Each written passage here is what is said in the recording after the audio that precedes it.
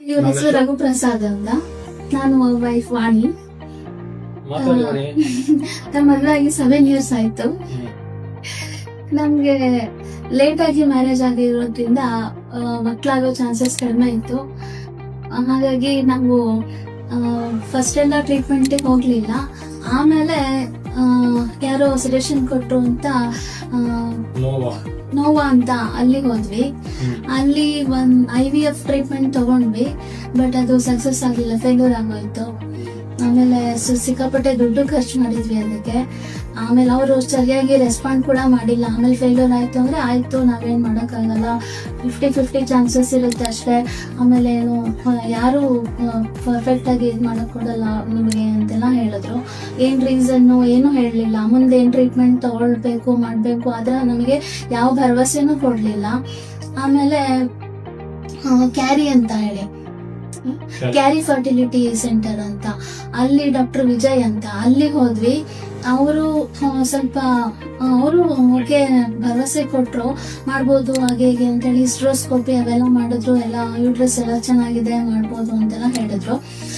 ಆದ್ರೆ ಅವರು ಅರ್ಜೆಂಟ್ ಮಾಡಿದ್ರು. ಇನ್ನ ಲೈನಿಂಗ್ ಎಲ್ಲ ಬರ್ಬೇಕಿತ್ತಲ್ಲ, ಅದು ಮೆಡಿಕಲಿ ನಮ್ಗೇನು ಅಷ್ಟು ಗೊತ್ತಿರ್ಲಿಲ್ಲ. ಬಟ್ ಅವರು ಅರ್ಜೆಂಟ್ ಮಾಡಿ ಬೇಗ ಟ್ರೀಟ್ಮೆಂಟ್ ಶುರು ಮಾಡ್ಬಿಟ್ರು. ಅವಾಗ ಶುಗರ್ ಎಲ್ಲ ಕಂಟ್ರೋಲ್ ಇರಲಿಲ್ಲ ನನಗೆ. ಹಾಗಾಗಿ ಅರ್ಜೆಂಟ್ ಮಾಡಿದ್ರು ಅಂತೇಳಿ ನಾವು ಅವ್ರ ಹತ್ರ ಮಾಡಿಸ್ಲಿಲ್ಲ.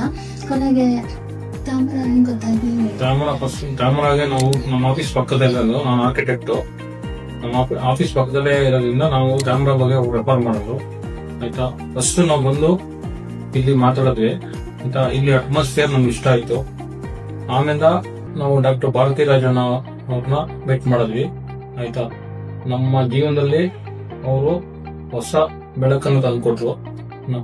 ನಾವು ಟ್ರೀಟ್ಮೆಂಟ್ ಮಾಡಿ ಫಸ್ಟ್ ಟೈಮು ನಮ್ಗೆ ಅವ್ರೇನು ಇದು ಮಾಡಿಲ್ಲ. ಸೆಕೆಂಡ್ ಟೈಮು ನಮ್ಗೆ IVF ಟ್ರೀಟ್ಮೆಂಟ್ ಮಾಡಿಸಿದ್ವಿ ಆಯ್ತಾ.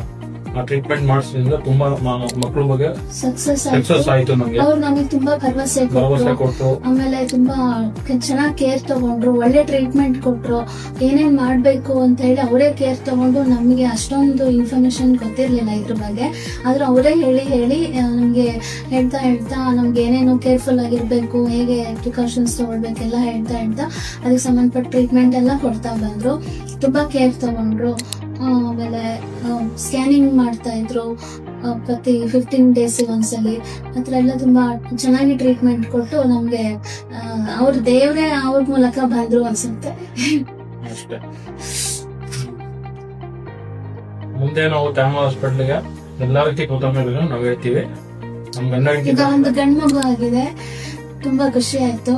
ನಮ್ ಲೈಫ್ ಒಂದು ಪರಿಪೂರ್ಣ ಆಯ್ತು. ಬರೀ ನಾವಿಬ್ರೇ ಇದ್ವಿ, ಒಂಥರ ಲೈಫೇ ಬೋರ್ ಅನ್ಸ್ತಾ ಇತ್ತು. ಈಗ ಒಂದ್ ಮಗು ಬಂತು ನಮ್ ಲೈಫಲ್ಲಿ.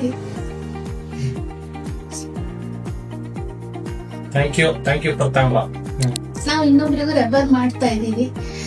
ತಾಮ್ರ ಹಾಸ್ಪಿಟಲ್ ಒಳ್ಳೆ ಟ್ರೀಟ್ಮೆಂಟ್ ಚೆನ್ನಾಗಿ ಕೊಡ್ತಾರೆ, ಸಕ್ಸಸ್ ಆಗುತ್ತೆ.